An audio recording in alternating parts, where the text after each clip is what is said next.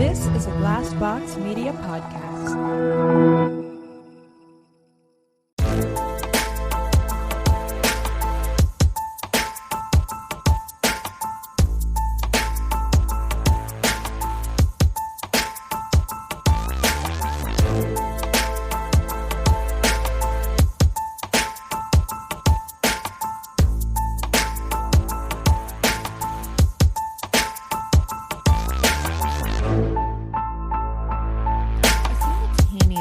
Feel exhausted, but yet at the same time feel stronger. And every time I work out, I tell Chloe Tang, juicy peach, juicy peach. I was thinking the same thing today when I was doing my 18th booty tap exercise. Today. I said the same thing. I was just like, with every exhale, it's like juicy peach. But I have a juicy peach when this is over. So I just keep saying it. Yeah. And then I also tell her, fuck you, Chloe Tang. And she's like fucking the psycho. Cutest little tiniest person, and we're like, fuck you. But at the end of the workout, when I'm dying on the mat and she's like giving us peace signs and like dancing around, I'm like, how? I hate you. There's a puddle of sweat, dude, on my mat. Wait, have you heard the noise though when you go into the bridge noise? That you get your back so sweaty that when you go into that bridge, you're like. Yeah. Oh God, fucking horrible. I'm like, well, that's new. I had to look at Anthony like he cleans in the morning. Okay, let me also tell you guys my morning routine now because I am having to get up so early because my fish is sick. My goldfish has been sick for quite a while. Apparently, it's pretty common with goldfish, and I've had her for like 6 years. Yes, so insane. Yeah, she's old and she's big, but she's swimming like upside down or like kind of on her side because her like their getting the fish bladder. There's like they have a special organ that's supposed to help with their like equilibrium and stuff, and it's messed up. And so I have done everything to try and fix this problem, like everything that's being recommended to me. Unfortunately, sometimes it doesn't go away. But the last thing I have not tried until now is they say to give them peas, to feed them peas, but like shelled peas. So I'm waking up in the morning, I'm making my bed, I'm going into the kitchen and heating up frozen peas in the microwave, and then with my fingers shelling them because you can't give them to her with the outer shell. So pea by pea, I'm shelling peas. My God, to feed my fish, and then I'm doing these Chloe Ting workouts, and then I'm watering my plants, and then I'm going to work. That's bananas.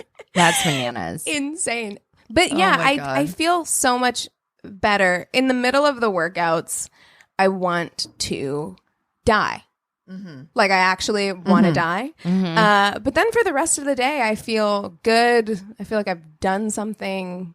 I'm not getting that sense of satisfaction from it yet. Yeah, me either. And I mean, I told you guys like already, like I think the good thing about it for me is that like doing it together and feeling motivated made me want to do something that I actually like feel more empowered by. For me, I was just like, okay, like I get it, but this isn't like an exercise that's really working for me or making me feel good. So I'm like, oh, I remember I really liked running and I really want to get into that again. So I'm excited for that. But yeah, she is a monster, an absolute monster. And I'm impressed. I mean, I got mad respect for somebody that has that amount of I don't even know, strength and energy. But you know what? Like literally, she's all also 12, right? I know. I was going to say 33. I watched a Q&A. I hate her more now. I know. Dude. I was like, she's got to be like 22. No, now I'm going to drink my White Claw over here. But dude, I've been doing like nothing but watching before and after videos. Yeah, that's very motivating. It's incredibly motivating. And then I've been watching like her videos. But, and I could say this for the end, but I've been through that. I found this YouTuber. She's fairly new to YouTube and she's got like a couple 100,000 followers already or subscribers. Her name is Beatrice Caruso, and she's like on her journey to lose 100 pounds. That's why she started her YouTube channel. Good for her. She's down like 22 pounds or something, but she did the like 2-week shred workout. And it's so motivating to like watch somebody like realistically go through this journey and have like realistic goals. Yeah. And to watch someone be able to do that, it makes me feel like, oh, I can do this. I can do it. You know, like if these people can do it, I can do it. Yeah. You know? Yeah. It's not just Chloe Ting who can do it. Yeah. Yeah. Today was actually the best day. So we're like, what, 5 days in? 5 days? We are 6 days. 6 days in. Mm-hmm. And today was I don't want to say easiest because they all fucking suck, but today was the most, and I'm going to say it, like there's certain workouts where I'm just like, I tried real hard. I've half-assed a couple of them. Like not because I'm not trying. No. It's just because like I don't have the strength. Yeah. Yeah. I just don't have the strength for it. And the thing of it is that for me too, it's like I'm finding now, because like it's a bit of there's some repetitive, and I'm finding like, oh, that one I couldn't do at the beginning, and I'm now feeling like I can do that one. And so it is a matter of like giving yourself a little bit of forgiveness in this time too, because for sure, because you can't expect day 2, day 3 that you're like gonna fucking just nail it. Yeah, nail it. You're probably, as someone who's taken some videos of myself working out throughout this, you're not going to look like Chloe Ting either. Apparently Okay, not. like you're not gonna look like her doing that. Not even close. You're gonna look. I put a towel clumsy. over the mirror. I'm like, I don't need to see I don't this. need to see this. This is not going to be motivating for me. I wanted to see it because I want to see the changes in how I'm doing the exercises, and 2, I wanted to try and see what my actual form looks like. That's kind of where I was. I had Chris watch me the other day because I was just like, where am I at form wise? Like, do I even look like this? Because I feel like I'm getting it, but then also too, I'm like, the first day is the hardest because then you wake up the next morning and you're like, oh, I forgot you don't crunch with your neck. Yeah. Oh my God, my man. neck. I was like, I need a neck pillow for the whole day because I was like, my neck hurts more than anything. Yeah, I mean, I do appreciate her kind of motivating through the workouts where she's like, really lift with your abs or whatever. But you're right, the workouts become really repetitive. So today I kept the volume down really low because I knew basically what we were doing. Right. And I listened to Dateline.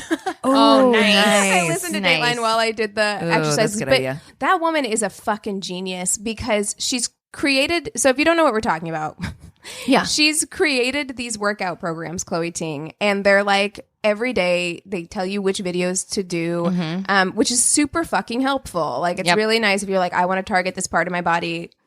You have 3 weeks that you're going to do these videos every day.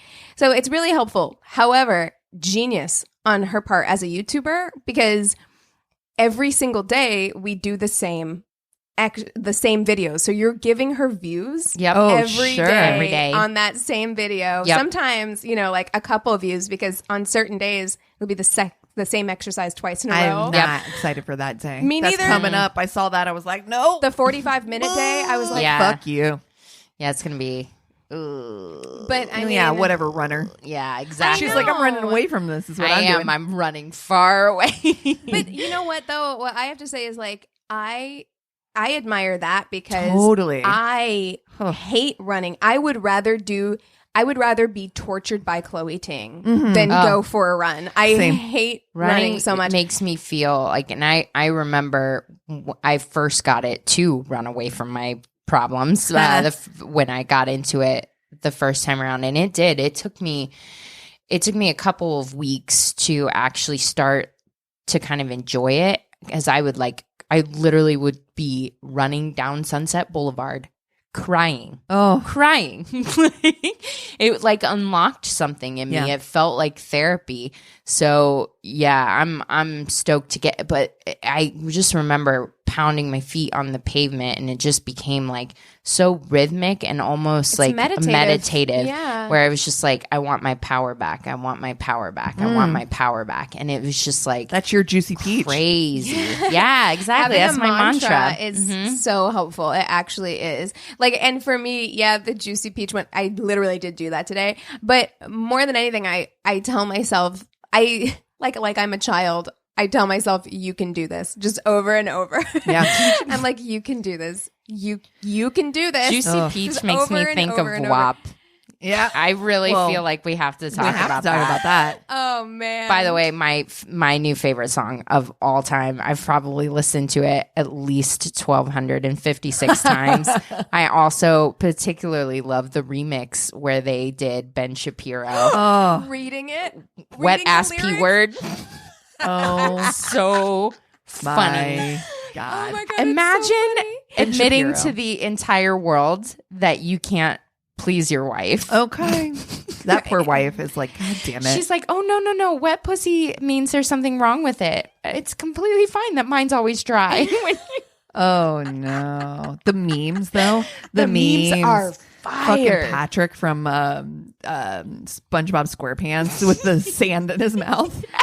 Dude, the fucking memes. I'm gonna be completely transparent. I have not listened to the song yet. Oh, my God. I'm going to make you do it on the break. I haven't either. Oh, But my God. I've seen all the clips. Okay, I know. know about it. I know of it. We will watch it on the break. Yes, and I have to. discuss. You guys have to, because Okay.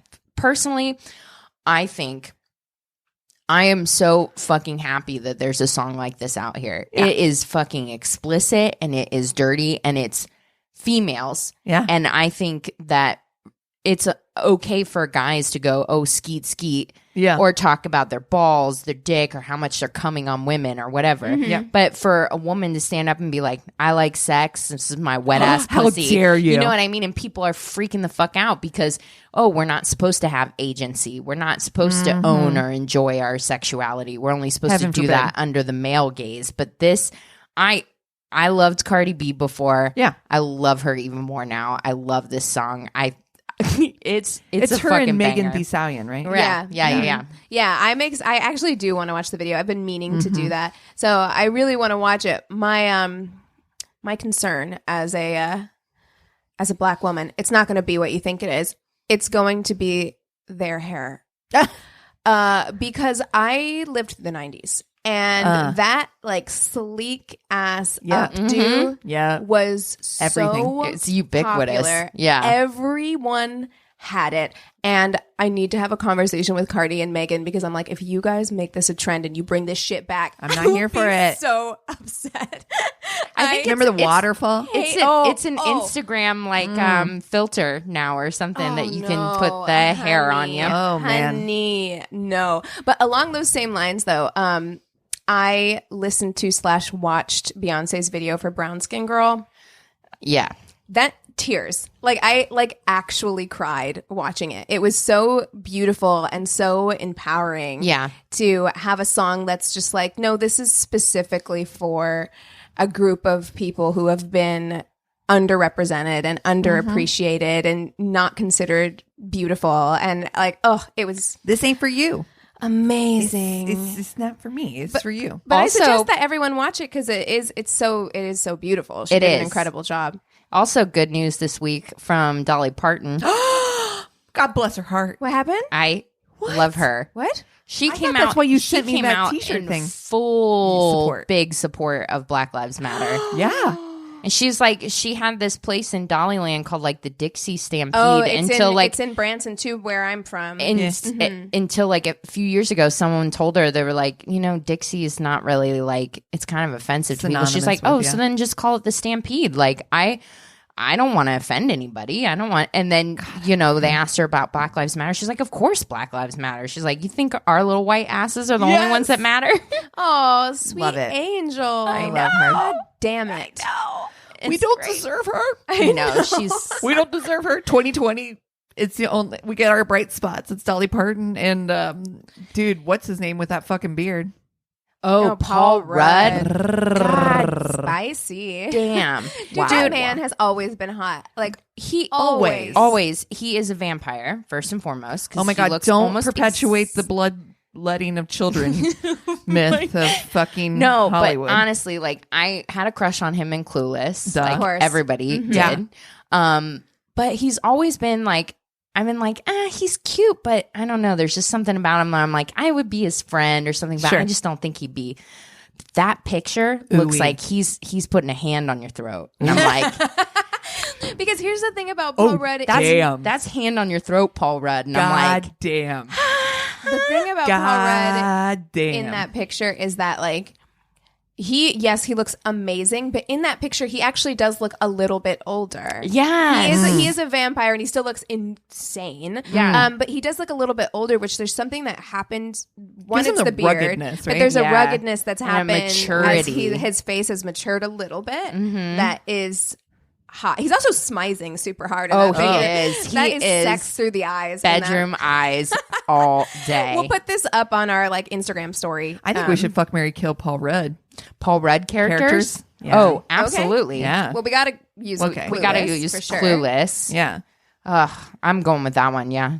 Yeah. That was my first, like, one of my first crushes. Ant-Man would be another good one. The only other ones I can think of are like I Love You Man. Oh my God, I love that fucking movie. It's so good. Yes. All right. We'll do his character in I Love You Man. We'll do Ant-Man and we'll do Clueless. Okay. Oh gosh. We're jumping right into this. I know. I feel like I have so much more to talk about, but Clueless Paul Rudd was like the fucking sad boy reading fucking Nietzsche by the pool, kind of Right like in your wheelhouse. college coffee house 90s Gen I would Xer. have died for him as a teenager. As a would teenager? have died for him. Like that is like that was my ideal like college boy, Yes. deep and moody. Oh, yeah. but cute and funny. That I would have died. But how is dating that guy now? Not great. It wasn't great then. It wasn't great then. To be I honest. bet he'd be a good lay. I'm torn. Okay, so Ant-Man Paul Rudd. Let me think about his character in He's that. funny. Yeah, but he doesn't really have time for his family, right? Like Yeah. it's I mean, he does have a daughter named Cassie. Also, Which would be weird. His ability is to like shrink. Wouldn't you want that to be the other way around? But he also has the ability to I think grow he can giant get big, too. right? Yeah. Yeah. He can grow Oh. giant as Yeah. well. I mean, I'm not fully versed on the Marvel universe. I Yeah, haven't no. watched all He of does them, have that ability. He but- can grow giant too. Oh, hey. So I am versed in the actually in the Marvel universe. well, I mean, can he? Okay, just putting it out there. Can he do isolations, for instance? Yes. Just one part of the body. Can he adjust? And I'm not just saying to make it bigger, but just adjust to your desire. Exactly. Okay. Is that a Hear where you're going. possibility? Because if so, I mean, hey. But I love you, man, Paul Rudd. precious. Mwah. He's way too saccharine. He love is him. super know. sweet with no male friends, which is always that is like weird. a weird red flag. Yeah. You know what I loved him in is Wonderlust. When he fucking talks to himself in the mirror. All up in that badge. So fucking funny. Oh, man. Okay. I think I know what I'm going to do. Okay. I think I know. All right. I'm going to fuck Ant-Man just because Gotta see what I it's got like. questions. You Yeah. gotta see what it's like. Gotta Yeah. see it. And it's like a superhero or whatever. Yeah. He's like cute and it'll be fun and weird. And maybe And I'll that get to character's go. funny. Yeah, Like actually, super his funny. personality is cute. Yeah.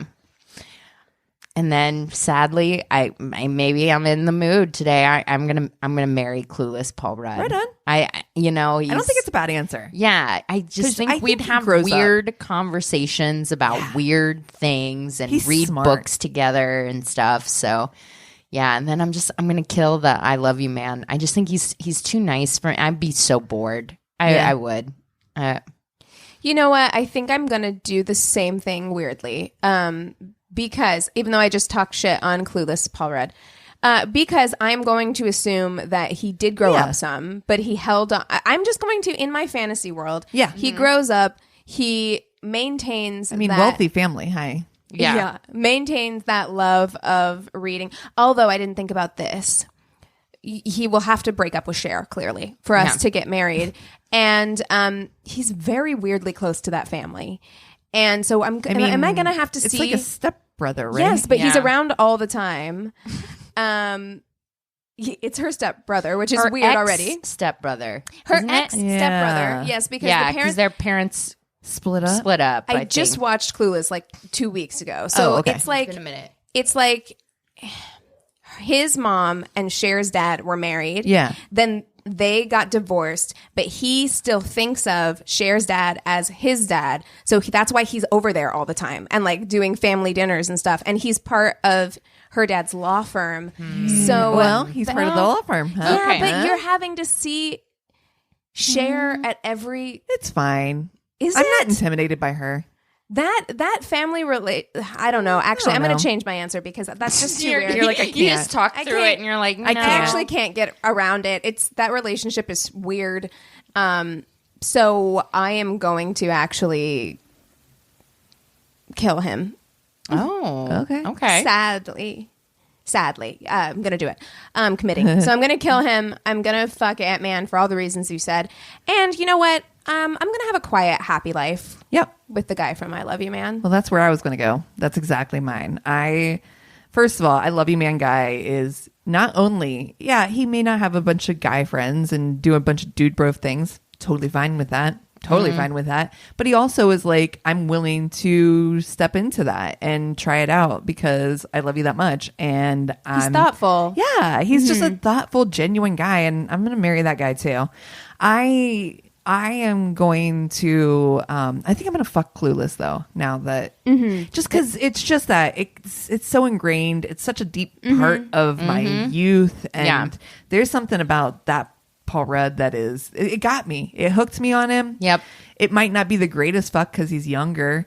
And Ant-Man, I see the draw, but his daughter's name's Cassie, and that weirds me out if I'm honest. There you go. Yeah.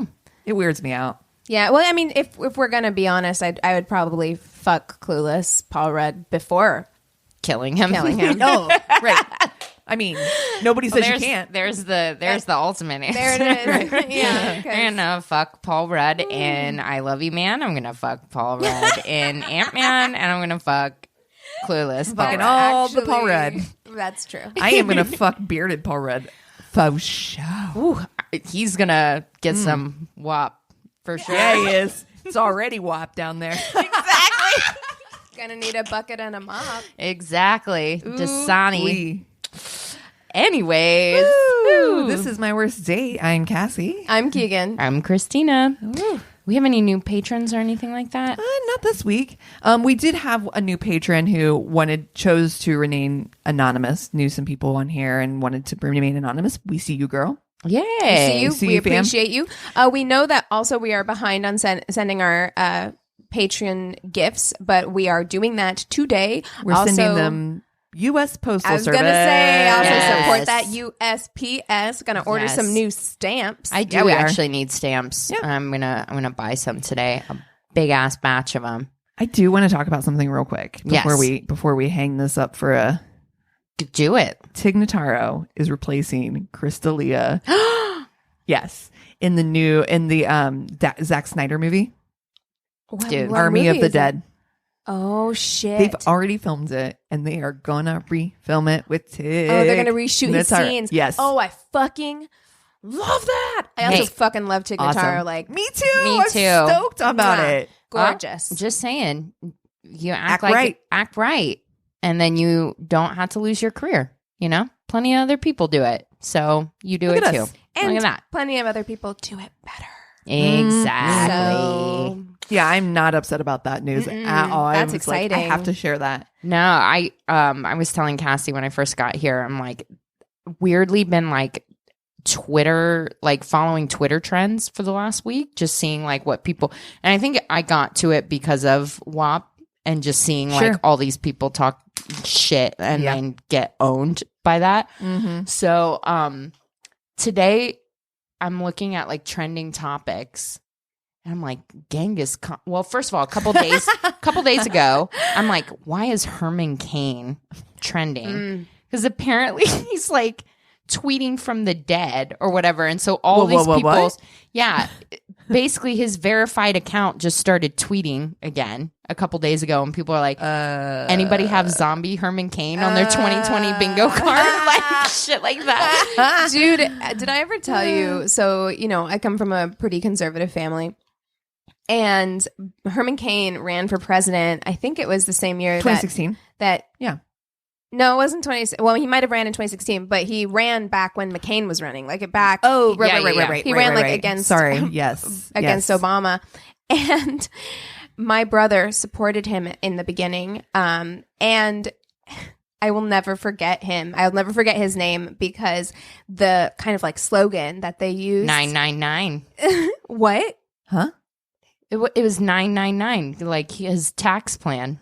Oh, I don't remember that. No. To Right. get like young people interested, his slogan was "Rock me like a Herman Cain." Oh no! And it has lived in my. I can't hear that song without thinking about Herman Cain to this day. Yeah, I hate that. But Twitter's so great at like fucking snappy comebacks. And so all the stuff people were saying about that, I was like reading that and like laughing forever. So I was checking it this morning to see, what's trending, what's going on in the United States. And I'm like, Genghis Khan. Why the fuck is And so everyone's going off. I'm like, Genghis Khan is canceled or whatever after. When was he not canceled? Right. Right. Was he a hot thing? Does everybody remember Genghis Khan? Random. I think people are starting to like just lose it. Yeah. Just this is where we're at, kids. This is where we're at. We're canceling Genghis Khan. Dude, so I got to be honest with you. There is a part of me every time Chloe Ting makes me pissed that I'm like, I am literally doing this to sit at home in my house and just have a juicy peach alone with my husband, which is fine. You guys, listen. I am going to take so many selfies of myself. If I get, can you come over here with a camera, please? If I get the Chloe Ting peach, do you know how many butt selfies are coming to Instagram? I will thought out on Instagram. That is gonna happen. It's awesome. I'm going to thirst trap everybody. Yes. Because like my I hair get page it. done. Dude, I get it now. I'm like, look, if you work that hard for that ass, like show it to everyone. Yeah. Like, There's a reason why I've been conspicuously quiet on Instagram this year is because like the COVID-19 is real. Fuck. And I'm like, as soon as I get that juicy peach, I'm going to be just taking pictures. I'm like, I'm just sitting right now. Oh, here I am bending over to pick something exactly. up. It's like, why am I sitting on the edge of my like bathroom sink? Why? It's not comfortable, but you get a real good view in that mirror. That's right. Just saying. And also, all jokes aside, it's to feel stronger and like just feel better. Totally what I'm telling myself. I actually love the fact that we have this whole conversation and it was not about like the male gaze or it was all about like how we feel about ourselves. And I think that is really important about the reason why you want to work out. Yeah. I still have a lot of struggles just internally. Like I'm like, well, I've just resigned myself. My legs will never look good. Like they just have ugly ass legs. And I'm like, I got to stop saying shit like that. Like, and the messages tell yourself matters. Like they matter because I do the same thing and I have to try and correct those thoughts. And I have a lot of issues around like my body and the way my body looks. I think I actually probably have like body dysmorphia if I were to like go to a psychologist. But I've had to kind of reframe what my body is here for and like what it's here to do. Like it houses my soul and my spirit and it gets me from point A to point B and it fights really hard to keep me healthy. And if I don't look exactly like Chloe Ting, that's okay. Because everybody is different. You're the most likely to end up actually looking like Chloe Ting in the end of this. I won't have those boobs. I will not. She didn't have those boobs either. Lost. I didn't either. Heyo. Worth every penny. Exactly. Buy boobs if you want them, bitches. That's right. Buy them if you want them. Buy boobs if you want them. Do a Chloe Ting workout if you want. Run if you want. That's right. Rock a 90s hairstyle that is way out of fashion if you want. Do it. You know what? Do what makes you feel good. That's makes right. You feel good and makes you feel. And I agree. And when you were like, I think I'm bowing out to Chloe Ting to run, I'm like, yeah, you gotta. I didn't even question it. Like it's not feel good. You should. Yeah. You know what? It's not We're a all failure. still in this together. We're still all doing it together. We're all still pushing each other and challenging each other and celebrating the highs and fucking crying through the lows together on this. But it's you got to do the thing that fits you mentally, physically, whatever. Because not all bodies are the same either. That's the other thing. 100. You know, I can't run to save my fucking life. I mean, you won't catch me running short of a zombie apocalypse because my ass can't run. Well, and not all workouts are, because not all bodies are the same, not all workouts are effective on every body type. Like you have to find the thing that works for you. That's right. And you have to make a list of your own goals and find the path to fulfill those goals. Right. Like, and not everybody's goal is to have an hourglass figure. Some people want to look slim, trim, lean. Some people want, everybody's goals are different. And some like people you said. just don't care. And that's cool too. They just want to feel fit. Yeah. That's fine. And even if you don't work out, even if you don't have any interest in working out, if that's not your priority, that's okay too. Like it's fine. Whatever you want to do is. You do you, boo. That's exactly. Right. And we support and love you. And I think that we should take 5 and come back with stories and watch some WAP. Oh, shit. Yeah. Okay. And we're back. Cassie likes to play with me. Like to try to pretend to sneak up on you. All right. So I'm going first. I got a story from one of our listeners, and it is titled "Tinder is Creepy." Yeah. Say no more. The end. Hello, ladies. I have finally caught up listening to episodes and can now leisurely listen every Wednesday. On to the story. Welcome aboard. I went to college at an engineering school in Missouri. Hey, Keegan. Hey. Hi. Where the female population is around 25%. This means a lot of guys, and the engineering means a lot of nerdy guys. Not always a bad thing, but you all haven't smelled the comp sci building. Oh, no. Oh, my God. That bathroom is giving me nightmares. I decided that turning to Tinder was going to be my best bet. Got a pre-screen. Also, this all happened during the week before classes started, where only freshmen are on campus. One of the freshman activities I had that week was a trig review class. This was a class/seminar thing that was held in a full 300-person lecture hall every morning that week. I had started to feeling a little sick in the morning toward the end of the week, so I chose not to attend the last 2 days and slept in a little bit longer. I blamed the construction outside of my dorm room, but I think we all know the real reason. White Claws? I'm assuming White Claw. Yeah. I get a Tinder message from one of my matches saying, "Hey, where were you this morning? I didn't see you in class." Excuse me, sir? Don't like that. Why are you able to recognize when I'm not in a 300-person crowd? I freaked the fuck out and deleted the app without replying and have never gone back. Luckily, I met my boyfriend a month later and have never had to go back. P.S. Missouri does have drive-through liquor stores. My current apartment is directly across the street from one. What? No. Low-key message us and let us know what part of Missouri you're in. Because I haven't seen it. Although also, I haven't lived in Missouri for 9 years. So maybe some went up afterwards. But or in different towns. Yeah. But my goodness, you guys know, stalking. Oh, I know. That feeling. Did you see that creepy. post on our Facebook group? And maybe it was last week where somebody did kind of the same thing where they were like, so which salon do you work at? And then just found her, literally drove and found her at the salon. Guys, Listen, it's not romantic. No. It's not romantic. It's creepy. It's weird. If you don't know the person, my favorite thing about working, when I worked at Charles Penn Zone Salons in Columbus, we had to change our name. So if anybody had the same name as you, so there was another Cassie, I had to work under the name Roxy. And I loved that because I didn't at first. I was like, oh, that's weird. But then I was like, and then people would be like, oh, your stripper name. I'm like, okay, honestly, fine, whatever. I don't give a shit. But when I would be out at the club and somebody's like, hey, Roxy, I knew right away where I knew them from. Yeah. I knew exactly how to recognize where they were coming from. You know what I'm saying? It also makes you harder to find that's if somebody exactly got right. really obsessed or That's weird with you. exactly right. Mm-hmm. You came in for a haircut and you decided you're obsessed with me. Good luck fucking finding me. Yeah. Right. The only place you're going to be able to find me is here at the salon. Or you're going to find my mom and you get to meet my dad. Good luck with that. Have fun with that. Yeah, have fun with that. All right. So mine is from read it. It's a little short, but she says, I met a guy I had emailed back and forth with from AOL Personals circa 99, 2000. Of course. Yes. Of course. I forgot that AOL Personals Was a thing. was a thing. Yeah. So welcome to like before Craigslist. That's right. Yep. Craigslist. Ugh. We had a nice dinner and he invited me back to his place.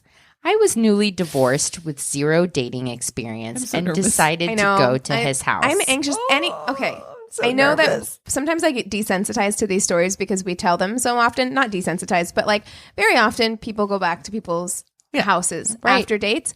That fills me with so much anxiety. Especially now because we do tell these stories. Because I'm like, I don't know you. Even before, I'm just like, man, you don't the know times. somebody in like an hour. The times I've done. But see, that's the thing is that like at the end, if we were like had a good date or whatever, I would much rather go to their place and be able to dip them than knowing where I live. True. You know what I mean? God, it's all scary, All man. of it's all scary scary to me. Oh. Yeah.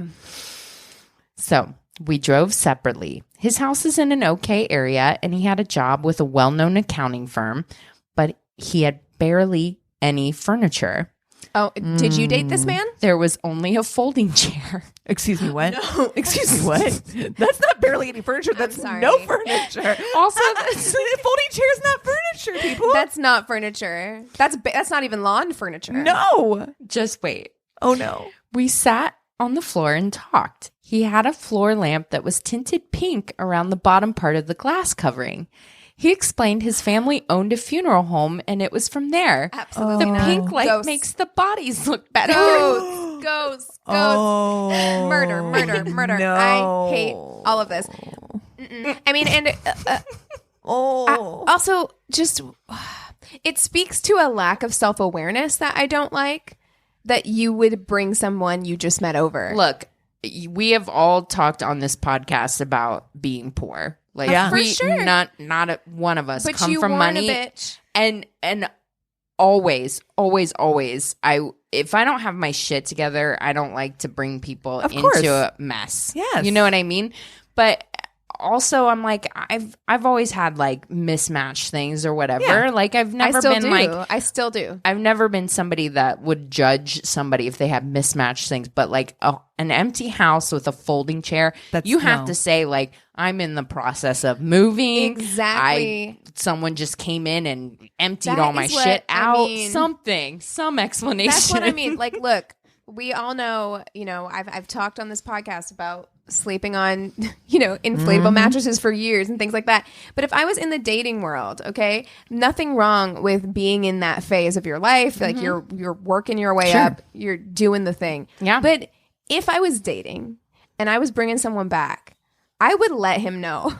Oh, yeah. Before he got there, I'd be like, look, you're going to have to fuck me on this inflatable mattress because that's what I'm working with right now.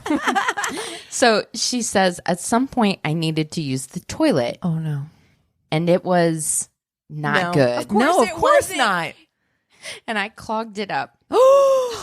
I prayed for death to take me while I waited a minute before At least trying you would look amazing. the flush of desperation. Fail. Oh, I look everywhere for a plunger. Look, if he only has a folding chair, he doesn't have a He ain't got plunger. no plunger. So, none. Those are the people who need plungers Yeah, the most. That's right. Fuck my life. So what do?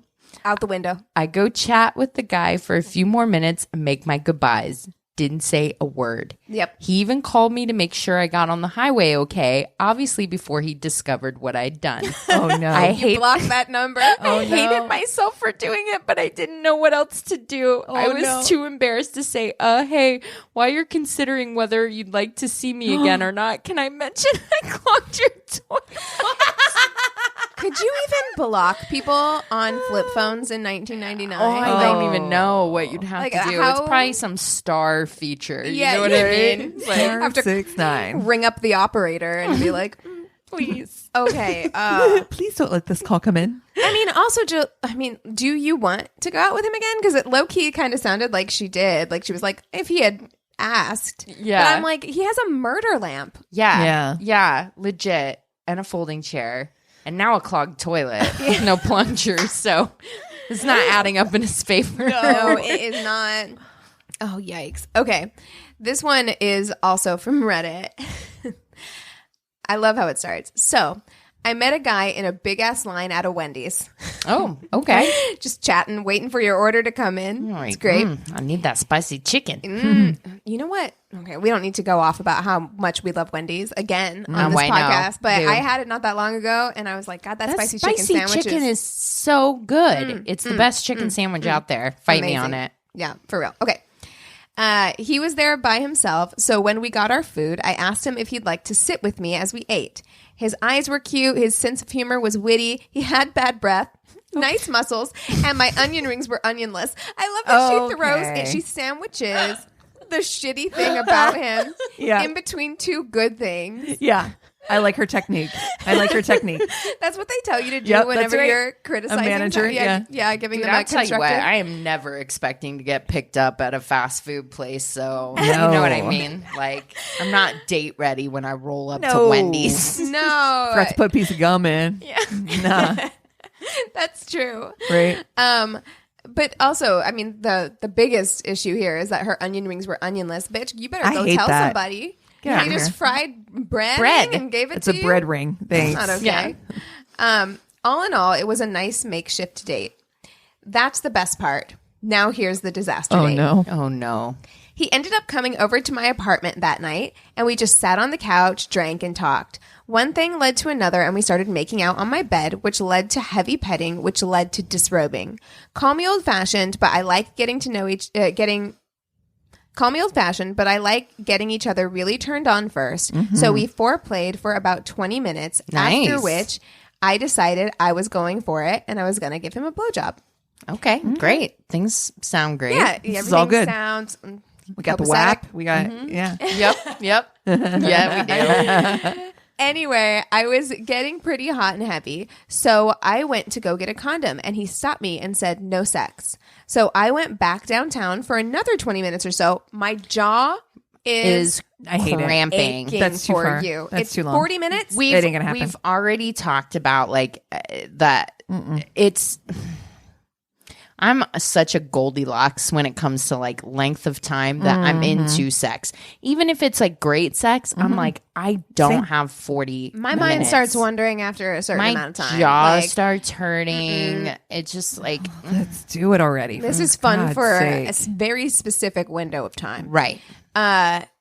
So I go back downtown for another 20 minutes or so, and then again tried to go for my condoms. But once again, he stopped me and said, I don't want to have sex. Okay, great. He's got boundaries. Before I could say a word, he moved around so my leggings were around my knees and his head was between my legs and began Oh no. a clitoral assault, which all things considered was pretty good. Oh. Okay. Wait. Okay. All things considered. Okay.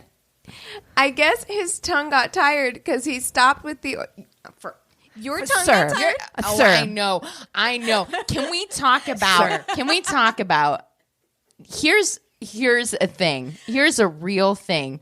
How long you give a blowjob versus how long he's going to go down and eat your pussy. Because there better be like equal time.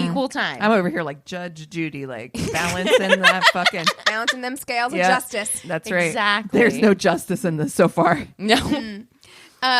His tongue got tired because he stopped with the oral and switched to just fingering. I've always been quite the fan of the 5-finger shuffle, so I didn't mind at first.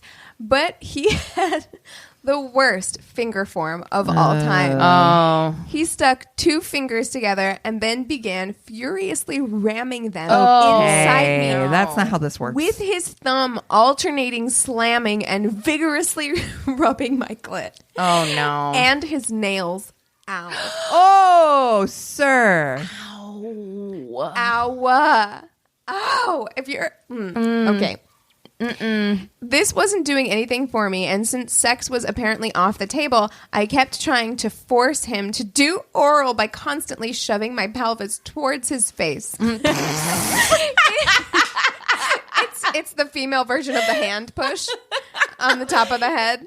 You're like choked. Doing one of those Chloe Ting workouts. Yeah. The glute bridge. Oh, God. Oh, God. When I did this, he would suck my clit for a bit, but would just stop and go button mashing. At which point, I would shove my vagina back in his face and we would start the rotation all over again. Because you know it's going to happen. So then your brain's out of it because you're like, oh, God, and here comes the cycle again.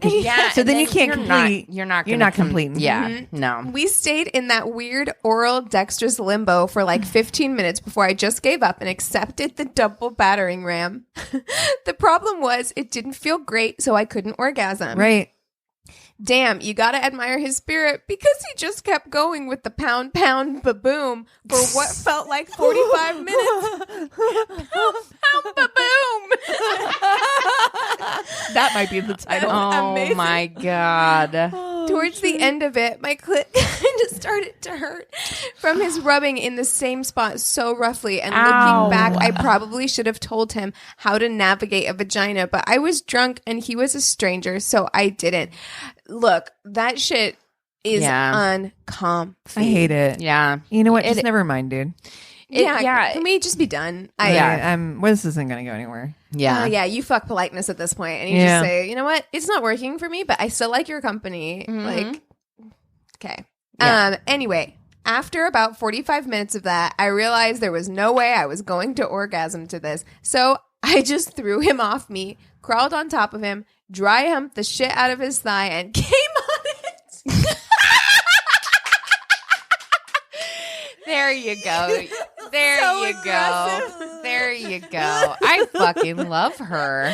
Oh my God. She gave him a Victoria sandwich. Yes, she did. Oh no. Yes. Oh, yes. No. She's like, just let me. You know what? I've got it. I've got it. It's fine. I guess I was kind of annoyed because I just rolled off him, put my underwear back on, and went to sleep. I'm not really sure when he left because he was gone when I woke up. Relieved, I got up to take a piss, and that's when it hit me. A searing pain right between the legs. I looked down, and there were red blood stains on the front of my underwear. In a moment of absolute terror, I ripped them off and examined myself. Okay. Oh Trigger my warning. God. Oh, yes. no. Thank you for the Trigger TW because warning. I'm shook. shook. Lo and behold, dude had ripped my clitoral hood. What the fuck? The entire top of my vagina had been rubbed raw and bloody by this guy's shitty finger skills. I'm not really sure how I didn't feel it when it was happening. Oh my Testament God. to the power of adrenaline and alcohol, I guess. Anyway, I ignored his phone calls after that and had to pad my vagina with gauze for a week and a half just so I could comfortably wear pants and underwear. Worst hookup ever. Oh my. Took a turn. I'm sorry. God. I'm sorry. I'm like cold right now. Like I can't. And guys, I edited it. She was more graphic than that. Whoa. Can you imagine? I'm literally holding my vagina right now. I was like, You're what am I like, doing? I feel it. I actually feel it I in my WAP.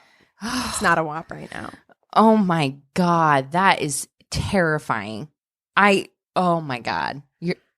What would you think? You're like, what if it's broken now and it doesn't come What out? if it doesn't work? Yeah. So I'm suing. sorry. We had a For whole emotional distress. whole episode called Button Mashers, and like I just feel like I'm we suing. really have to Like stress 45 minutes, dude. that's way too long. I'm suing. And ladies, this is also to say that like 45 minutes, yes, it was too long for him to be doing that. It's too long for you to be taking that. Like, if you're that uncomfortable for that long, like, you should tell him to stop. And I understand we try to be polite and we don't want to do it because we think that we have to. Your vagina's been there for you for way longer than that dude. Your vagina feels betrayed. Exactly. Quite frankly. Exactly. Yeah. How dare you? I would never do that to you. I'm speechless. No words. This hurts my soul. Let me tell you about my crazy in love. Yes! I'm gonna go home and take a bath and like just put some essential oils in there. Yeah, make her feel really good and comfy. You know. Yeah. Put on my softest pair of underwear.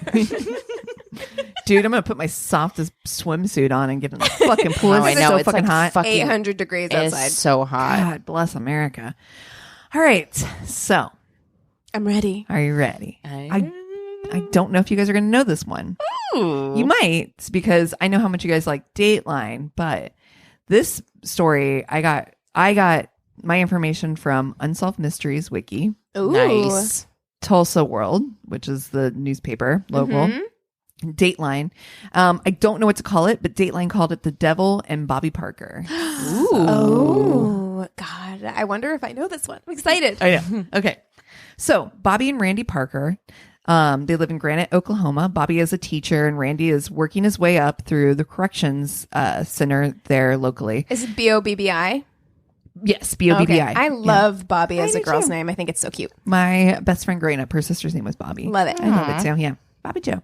But she didn't go by Bobby Joe, just Bobby. But yeah. I think Anyway. Bobby Joe's cute too, though, Yeah. Loki. Okay. So eventually, Randy is working his way up. He becomes a deputy warden at the Oklahoma State Pen. They had moved and they're living, literally their home is right directly next door to the prison. And both Bobbi and Randy start working for the prison. Bobbi was even, as a teacher, she was awarded Teacher of the Year at the penitentiary. So she's like helping out, like she's working for the penitentiary as like a teacher, and specifically is also moving into a career in the arts department. So they had a big, huge donation come into the penitentiary at like $10,000 or maybe $50,000 like award been donation to the pen to their arts program, which was really exciting. And the warden of this prison was kind of a little bit of a I don't want to say an outlaw, but he was kind of he had like a different approach to the way that he thought the corrections center should be run, as far as like, you know, in most places it's just you're locked up, it is it, you know what I mean? Like it's not really a method of moving people forward to. Oh, so he actually wanted to like try rehabilitation. That's right. Reform actual. Imagine I know. that. I know. And I not just, know. not just Radical. using like people of color for slave labor. I'm just saying. Hot take. Blink, blink, blink, blink. But he also started allowing certain inmates to partake in the sculpture and ceramics program that Bobbi had started. I love that. Yeah, right. And because there was not a really great place to set up like a kiln and things like that within the actual penitentiary itself, they put the set up the ceramics and sculpture studio in their garage, which was right next door to the reformatory. So certain prisoners were allowed to take, partake in this, and were allowed to go into the studio. And one of these inmates was Randolph Dial. He's a convicted murderer, but gained a lot of grace with the warden and a lot of trust. No. How many of these stories can exist? Okay. If this is going where I think it's going. Yeah. I was just gonna say. This is usually one that I would do. I thought of a particular one that we have done before for sure. But it's wild. And what I'll tell you is that I thought of this story and then I thought about Dannemora for sure. Yeah. And which is of course what we're all thinking. But it's interesting because I think that it does end in a little bit of mystery. And I want you guys to weigh in on your thoughts of how you feel. This actually really reminds me of Toby Dorr, the one where she was the dog trainer. Yeah. It feels Right, similar yes. to that one too. Yeah. Totally. Okay. So, Randolph Dial, convicted murderer, but again, he has like gained a lot of confidence from the warden. He's kind of an outstanding inmate, and he gains this grace and these special privileges to help out with the arts program because he's a very gifted artist. So this is one of the things that really stands out is that this guy really is truly a gifted artist. In fact, one of the little sidebars that I noted on one of the things that I watched was that one of his paintings was actually even featured on like Dallas, like the the TV show Dallas. Like it was like in a, yeah, I know. I'm like, so I mean, he's technically. That reminds me of Dan Amora because the guy who, God, one of the dudes, the one that Benicio del Toro played in the show, he was a really talented artist, like an incredible painter. Like you can find his paintings. If only we could actually make money doing arts. Oh, yeah, then maybe people wouldn't have to. Okay. Anyway, so blink, blink. He was helping out with this program, and his talents led to actual sales of his work. So he's even being given like special privileges to take trips into town with Bobbi, who was able to sell some of his artwork. Wow. That's always going to be a problem. That's bold. Yeah, that's bold. I mean, you can't do that. You have it's to... one thing to feel like you want to reform, and I hate that that's like... Yeah. No, but it's more just like you can't let the two of them go by themselves. Right. Like exactly. bare mins. Like you have to send... Like an officer, somebody. Yeah. Yes. I mean, her husband's a corrections officer. Why can't he take her? Right. Exactly. Take them in. Yeah. You know what I mean? Randy Parker, her husband, though, he felt that maybe he was getting a little too much time in their house and was becoming a little pushy and trying to control the arts program. So even Bobbi had complained to him, like, you know, he's kind of really like a little overstepping his bounds. But also at the same time, he's teaching her things that she didn't know. So it was like a weird, like, push-pull, but it's also like, you know, you have somebody who's really talented, but at the same time, you're a prisoner. In a program. Convicted murderer. There has to be boundaries. That's like right. there just has to be boundaries.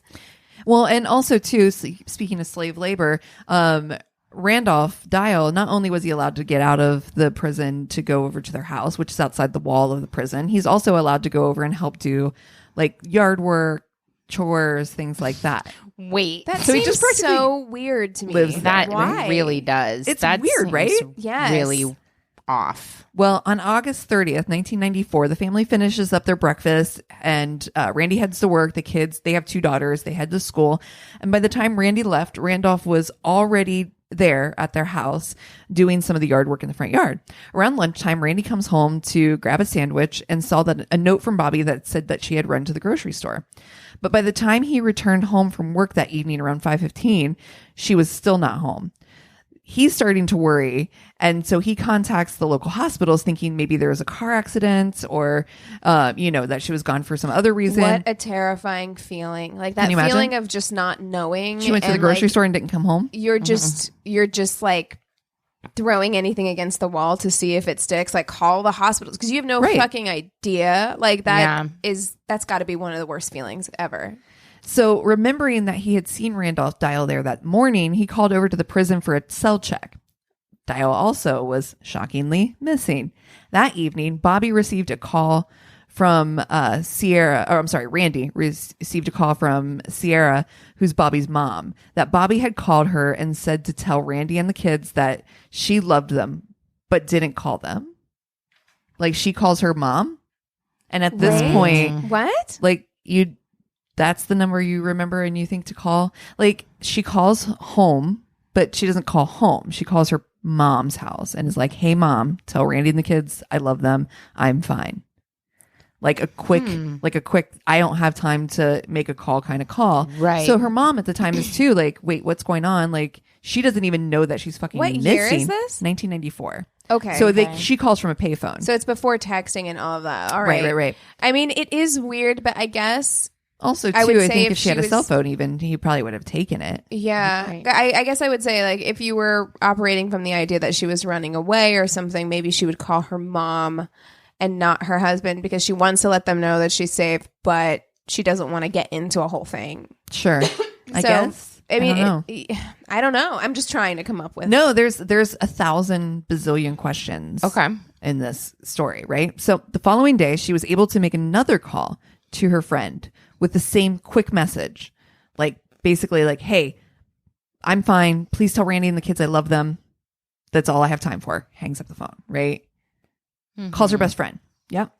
So when they discover the van, so they find her van and her vehicle are gone, and they find the van at the Texas border. The investigators discovered it with no signs of struggle and cigarettes from Dial's preferred brand in the car. So they know for sure that she was with Dial, and they See, how was this allowed to happen?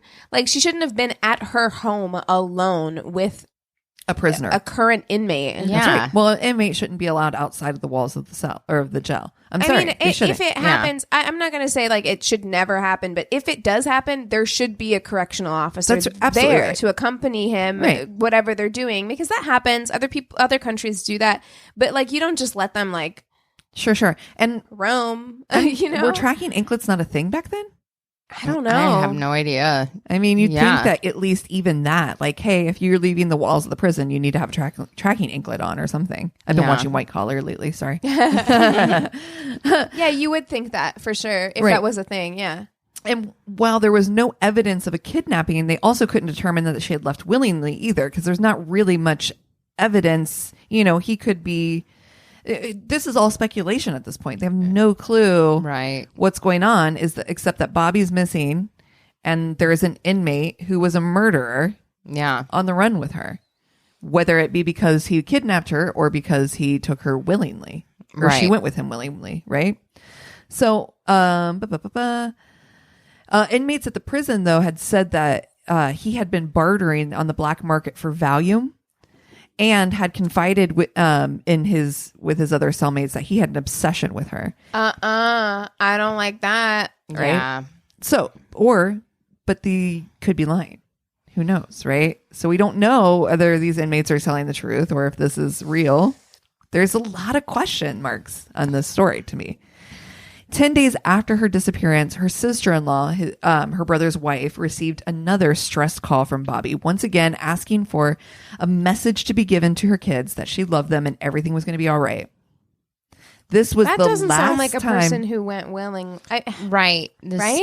Well, she says it's a stressed call, right? But also, again, why don't you call the fucking house? Why don't you call your house? Or why don't, if you are calling these other random numbers, why don't you say like, here's where I'm at, like I need help, or even if he's watching like you, like it's weird that you're allowed to make a phone call in the first place, or if you've escaped to make a phone call or whatever. But it is very weird. If she is being watched, like maybe I wonder if she's just trying to get across a code or something to somebody that, but she's not okay. I guess maybe. Then he wouldn't let her call her husband, and that's why she's calling her mom and her sister. Yeah, where she's like, please let me call my mom, or Yeah, I don't have to call my husband, but let me call somebody. Right, and especially if he is like obsessed with her or whatever, she may be trying to placate him, be like, oh, you know, and then calling other people in her life, not her husband, which might trigger this dude. Right. Well, this is the last time anyone hears from her at all. 1994, right? So this story is revealed, like the story itself comes out on Unsolved Mysteries in March of 1995. This story would be picked up again and wouldn't be picked up again. So basically it's 1995, right? Mm-hmm. Goes on Unsolved Mysteries, nada. Until April of 2005, when America's Most Wanted features this story. That's like within days they get tips. So wait. So this inmate has just been gone for 11 years? Yeah, like what? And they're just like, oh well, can't find him. Like, guess what? so. What? I mean, the family's still been looking adamantly for them, but at this point, nobody has found them. So 2005, America's Most Wanted features them. A tip comes in immediately from the episode, and police were directed to a chicken farm in East Texas where they find Bobbi and Randolph living with their new names, Richard and Samantha Deal. Stop it. Okay, well then she was in on it. Or is it Stockholm Syndrome? That's exactly the question. In on it That's in the beginning, the conversation here. But because then on the Dateline episode, it's an interview with her, and she's trying to tell people. So let me tell you this stuff, and that's what we're going for, right? So the question is this Stockholm Syndrome, a really severe case of Stockholm Syndrome, or did she go willing and start this insane new life with this person and left her children? That's why I'm voting on it. Okay. Now. All right. Dial was sent back to prison and Bobbi reunited with her family. Dial claimed that he claimed he kidnapped her. He was like, I kidnapped her. She had nothing to do with it. He also claimed that their relationship was not romantic, and that there were threats of harm to her family. Time out. Their relationship is not romantic. What? 11 years. So what is it? So they live as husband and wife, but apparently, and I'm air quoting here, there was no sexual relationship. However, 11 years? However, when they looked through their trailer home, they found condoms. They found I'm sure on the bedside. Found condoms on the bedside. They found she had a vibrator in the bedside drawer. There was a 2-bed house, and she claimed that she never slept in bed with him, but the other bed was completely undisturbed at all. Like, it looked never used. Well, because here, for the sake of argument. Okay, yeah, no, that's exactly why I wanted to do the story, because I'm like, there's a lot of debation. Yeah, I mean, the condoms could be just because he's not having sex with her doesn't mean he's not having sex. So he could have condoms. The vibrator could be like, if you're not having sex, maybe you're using a vibrator in the same bed. It's weird that it's in the same room. That's true, but it's not necessarily like. She explains it away. Just to give you this, okay. She explains it away as it was a gag gift. Now I don't buy it, because that's it. That's her explanation. I would have bought it, but more if they had been like, yeah, no, we weren't having sex, so I used the vibrator and I keep it in that drawer. That's weird, but it would be like more believable to me than saying it was a gag gift. It was a gag gift. Now I don't believe it. That you unpacked and put batteries in and put it in your bedside table. Right, you're like, also, first of all, vibrators are expensive. So that's an expensive gag gift. And it just, like, haha, so funny. It's, what is funny about a vibrator? Yeah. So, Dial ends up dying in 2007. So like 2 years later, he's dead. He had complications with some health issues and whatnot. In 2011. You know what? Look at him. He spent the last 11 years of his life just like free as a bird. And then just died. Living his life. And then to the point too, like Dial himself, even like I said, he was a talented artist. He's a God bless chicken farmer, but he's still doing pottery. He even was doing pottery and selling his pottery, and was invited to a women's club meeting where he was filmed giving a speech about his artwork. So it's just like living his life to the A+ fullest as far as he's concerned, I'm certain. Right. You know? Yeah. So in 2011 though, Parker is charged with aiding and abetting his escape. So this is now 6 years later, after they're found, they finally are like, you know what? You were in on this. They had found, after they had gone through the house, they had found handwritten notes and Valentines and cards and like all this, like, you know, love letters to each other and things like that. But going back how long? For like until since the beginning of their relationship, since she was kidnapped, yeah. So since they'd lived there, all right. So because here's my question: if we're gonna go with the argument that maybe it's Stockholm syndrome, were those letters, notes, Valentines, did those come years into her captivity, or did they start at the beginning of her captivity or before? Because if they came years later, then that can go with Stockholm syndrome. You can make that argument. You can say that, like, at some point, you just whenever you've been with someone for especially so long, 10 years together, it's a long time. Yeah, so it's a really long time. And I mean, Stockholm syndrome be damned. Like, she still had kids. You know what absolutely. I mean? I'm not saying she's a good person, clearly, but I'm also saying, like, it's difficult to say because we end up getting caught in that a lot when it comes with not just kidnap victims, but also domestic abuse victims and people where we say, like, well, why didn't you get out? Why didn't you leave? Why didn't you do more? Like JC Dugard, who was a child when she was taken, but when she was with him for 20 years. Right. And as an adult, she was given free reign essentially to do what she wanted. And people were like, well, why? I don't know enough about that story. I feel like somebody should do that for Crazy in Love. It's a good one. Yeah. But it's like, why didn't you leave? Why didn't you do something? Right. And it's like, well, this was my normal now. This is my life. Yeah. And I think that's the other thing too, because the other big question is that in 2004, he had a heart attack. And he's in the hospital, and she didn't try to escape. She didn't try to run. She visited him in the hospital, wrote him a love letter. But I feel like psychology is difficult, and like you can have really complicated feelings for your abuser. I'm not saying that's the case here. I'm just saying it could be, because if this is all part of the argument in the case, though, against her, right? But if this is all you know, sure, in your, like, for the last however many years of your life, this is all you know, like, this person, they've made you believe that, like, you need them or whatever. It's it's psychologically complicated. I think that it's far more likely that she fell in love with this guy and got and just wanted, like a way out of her boring suburban life. We've seen it before. Yeah, exactly. I just think that is a more common explanation. I agree with you. I do think that, like, that is probably what happened here. I'm just playing devil's advocate. I think that's what I even chose to even dive into the story, because I'm like, it's not necessarily super long, but it is very complicated, because when you start thinking about, like, where does she land in this, the other, you only have her word, really. That's right. Yeah. And pictures, and then, so that's the other part of the argument is like, oh, we found pictures of them literally like a week before and she's smiling.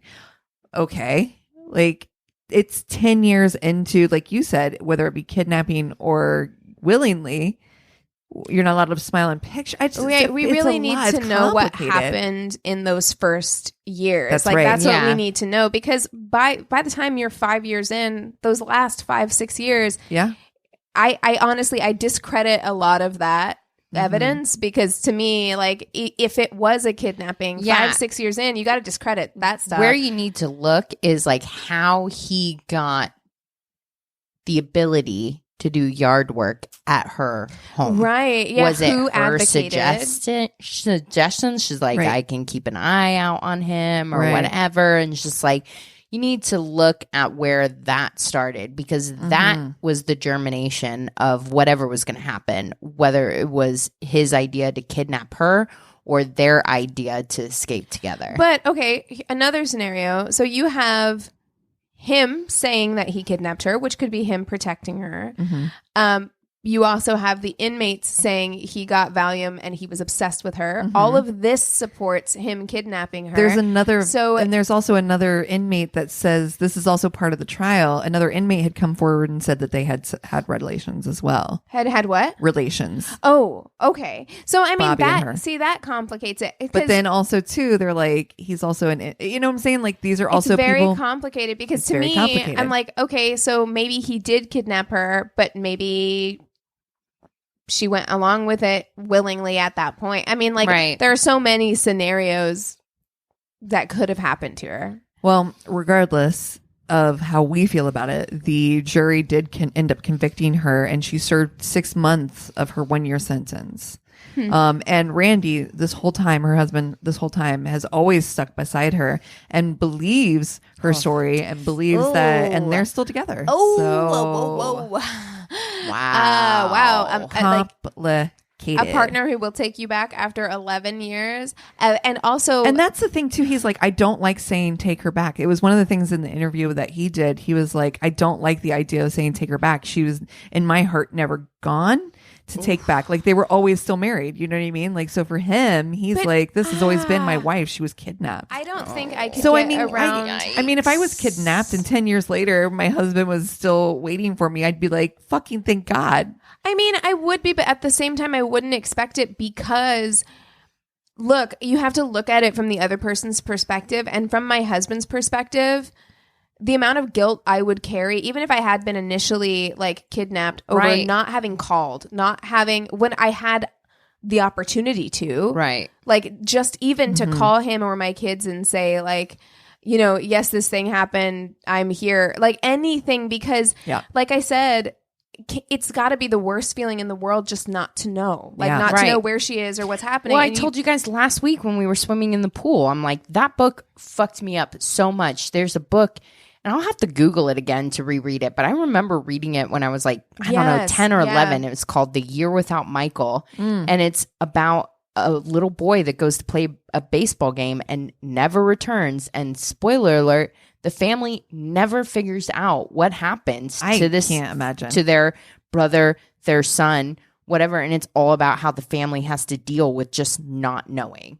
which is my fucking nightmare. And that would be the thing that I would have a hard time, even if it's irrational, even if you know somebody like had Stockholm syndrome or whatever, and you rationally know that it's a psychological problem, it's not anything that she did consciously. The fact that for 11 years, myself and my children have gone through this like psychological warfare of not knowing what happened when you could have called me. I feel the same way. It would be so hard to take and also that person knowing back. that even a year before you actually were found, you could have escaped because the guy was in fucking the hospital. Right. That was an easy out. Even if your fear was like a threat on your life or your family's life, at that point it was extinguished. Even rationally knowing like that, again, she's got Stockholm syndrome. This isn't her fault. Like, even if you believe that, you can believe that and believe that something's not their fault and still just not be able to deal with it. Like, I could say, like, I forgive you. I love you. I understand that this isn't something that you could help. But I went through so much while you were gone that I cannot be in this. That's where I would land, I think, you know? And so, like...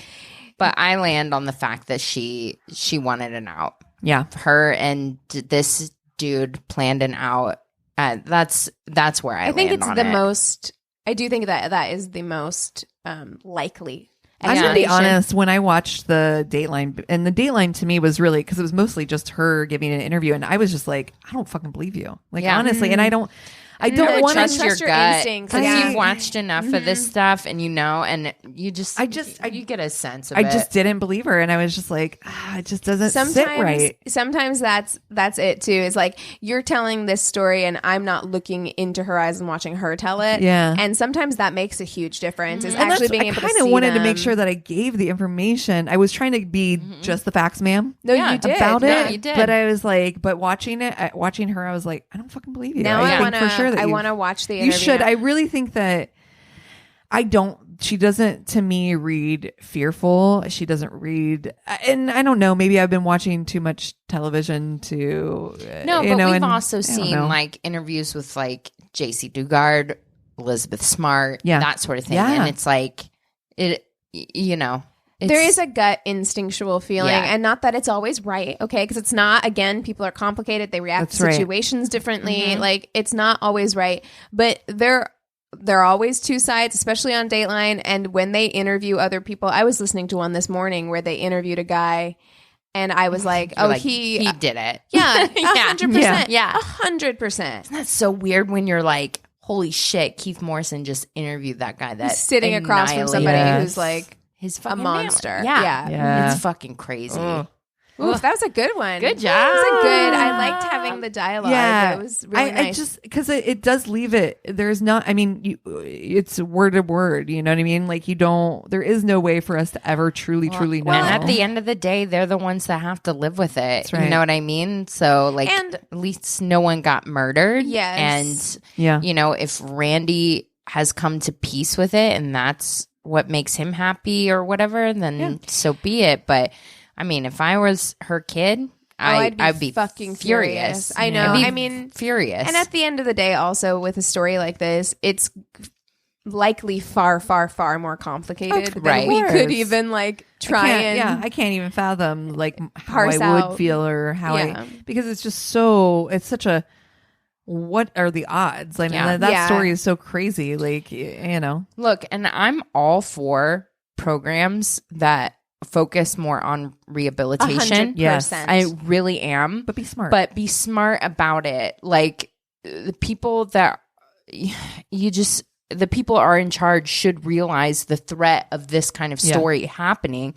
And it's very easy to put safeguards in place so that you can still give people the benefit of having programs like this without putting anyone's life at risk. That's right. Agree. Yeah. That's absolutely right. Because the same thing, when I did the Toby Dorr story, I absolutely believe that there is a huge benefit to inmates being able to work with these dogs and like do all these things. I think it's amazing. And I'm glad that program still exists. However, you have to recognize that anytime you allow two people that much unsupervised close time together, that you run a risk. Like, that's you absolutely just do. So well, and two, when you can never. It also just reminds you that the system, the the system itself, like the prison itself, can't become super lax. Even though you're not a prisoner, you're still within the prison walls, and you have to treat, even though this person comes in and out on a daily basis and you're friends with them, you know them, whatever, you still have to follow the same protocols. And it has to be rigid and it has to be strict, because you can't trust no bitch. Trust no bish. You know That's what I mean? right. That's right. So, Ooh-wee. so what are you watching? Well, I told you guys I'm way excited because Eric and I started watching this new documentary on Netflix called Unwell. Oh, shit. I haven't seen, Have you I don't seen know the anything about trailer it. for it? I have. It keeps popping up because, of course, I've done like a lot of meditation and stuff like that, and so my FBI agent is like, "You might be interested in this." Oh yeah. So it's in my like things to watch on Netflix. Yeah, It's fucking great. Is it? So it's 6 episodes and Okay. it's about like wellness culture. The documentary. The very first episode is about essential oils. Oh, God.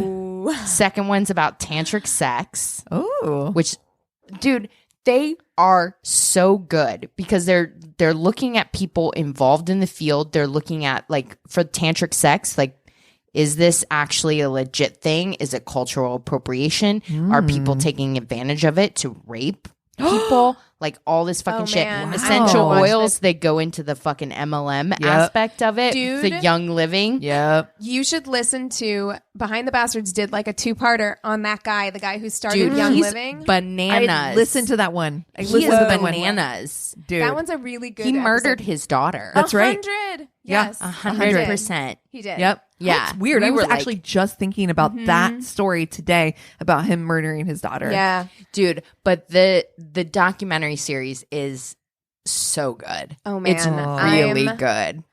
interested. I have just a love in my heart for like crazy conspiracy theories or like kind of wacky science and stuff. I'm interested in what people believe in. Yeah, You what know what I makes mean? people- Like what makes people tick? What do Yeah. people get off on or whatever? And, because I don't necessarily hold very deep seated beliefs in anything. I'm Right, not right. very religious or spiritual or anything. I'm just kind of like, whatever. I don't know. And I'm fine with not knowing. But people that legitimately like are diehard followers or something, I'm just like, I need to know why you think that way. Right. And this documentary Why is it so appealing? ticks all my boxes. Oh shit! It's so Okay. good. I'm All gonna right. watch it. I'm Yeah. for sure gonna watch it. Okay. Well, we got an email from somebody. It was directed at you, Christina. Yes, I want to watch. I have watched the first few episodes of that actually, and I want to Yes. go back to it. So we got an email from a listener who suggested that Christina start watching Dark. Now, I have seen the first 2 seasons of Dark, and I just started the 3rd season this week of Dark, and it is so fucking good. Dude, it is the story was great. The first 2 episodes, I was like, this is German, really right? interested. Right. It's in German. So you like the thing about this show, the reason why I'm not further into the 3rd season, I've just watched the first episode, is because I've been really busy and you literally cannot. It's not a It is background. not something Yeah. that you can put on the background because Right. you have to watch it because you have to watch the subtitles. And also, I've watched the first 2 seasons and I started the 3rd season and I was like, wait, where are we at? Because the storyline is so complex because Right. it deals with like multiple universes and things. So like it gets hard to keep track of what has happened and Right. who Man. is what and what's going on. And so almost to me, I almost feel like I need to start back at the beginning and binge all 3 just to remember what was going on. But it is so good. And then because, man, you guys think it's me being the freak, but it's actually Anthony lately has been like the one who every single night is like, let's watch something scary. So, What? Wow. So, No. Eric's obsessed with Criminal Minds now. oh, by good. the way. Of Yes. course he is. Of course Duh. he is. Yeah. That's what happens. We're already on to Joe Montana now. Oh. So Beautiful. I was sad when Mandy Patinkin left, but after like a couple seasons of Joe Mantegna, you're like, Okay. it's fine. That's yeah. fine. Yeah. So Anthony picked out a movie for us to watch the other night, and it was The Ritual on Doesn't sound like something I Netflix. like. You cannot watch it. I won't. You were shaking your head. I don't know. Maybe Eric would like it. I don't know. He loves horror movies. It was unnerving. It was because Anthony found it on a list of movies that are like Midsummer.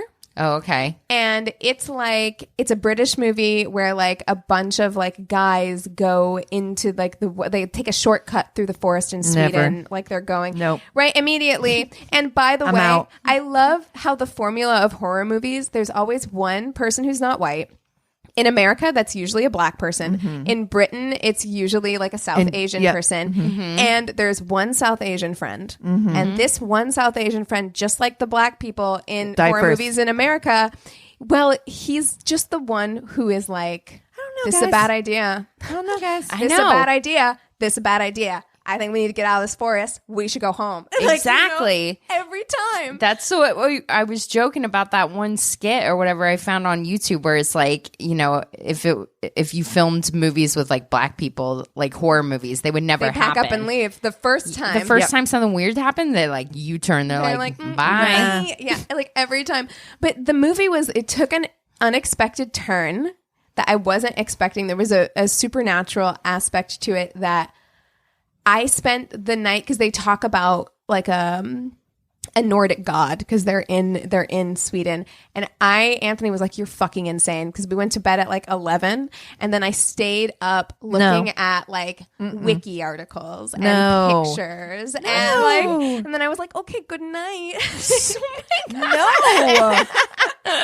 And rolled over and slept like the fucking zombie-hearted demon she is. But I actually did like it. It was good. It was different. I wasn't expecting. So, if you're like me, if you're here for my horror movie recommendations, there you go. That's Ritual, one that I hadn't seen, The Ritual on Netflix. So, Yikes. Well, mine is, my son's home. So my son is moved to California. I think I mentioned this in one of our previous episodes, but he and I have just been binging White Collar on the daily. And so we're almost done with White Collar. And I think that I want to do, Chris and I, because we needed something to watch when we go to bed, we started Lie to Me. Oh, that's Which is good. also- With Tim Yeah. Roth. Yeah, It's yeah. good. It's pretty good. So we're enjoying that. It's not nearly as exciting as, multiple universes or I also Nordic cults. I've but- been watching nothing but dark shit. It just occurred to me because I'm like, all right, dark, literally. The Ritual. I forgot to mention I started I'll Be Gone in the Dark. So good. fucking It's so good. The book is incredible too. I can tell it is because her writing, they do a lot of excerpts from her book. So good. Yeah. Her writing's insane. Her writing is insane, and I feel like she really improved the true crime. I have read so many true crime books, and she elevated. Like for me, I'm like, of course you've got like Truman Capote, and then I feel like she really put her mark on the genre in a really positive way. Actually, her writing style, I've read In Cold Blood, and I haven't read I'll Be Gone in the Dark yet, but I plan to.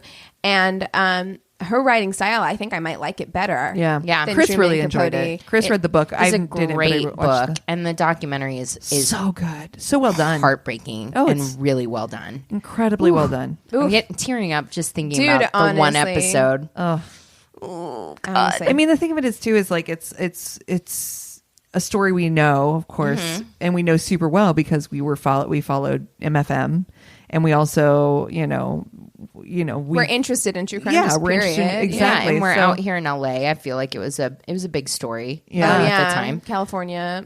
So, and then of course I've followed Patton Oswalt on Twitter forever. So like, who, by the way, hard recommend following. Oh, yeah, he's on- great. Yeah, on Twitter, he's amazing. Yeah.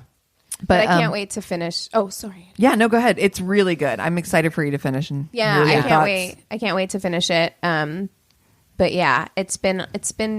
I don't know why I'm in the mood to just watch people lose weight on YouTube and then watch the darkest shit of all time on Yeah. my Netflix. But No, my on other HBO. thing is Brad Mondo. I'm back on that Oh, again. goddamn. I can watch him all so day. funny. I All literally day. can't. It's Just too watching much. people put way too much bleach on their hair. It's a great. It's just like frying out. They're trying to brush. I love every time people bleach their hair, they try to brush it. And Brad Mondo's like, "What? Why?" I can't. You guys, I can't. There's no way.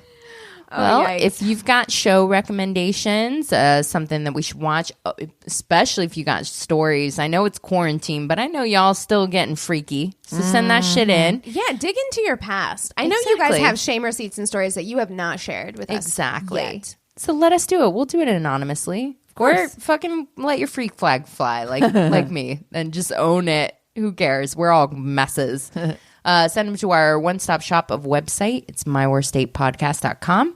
And we love you so much. Cheers.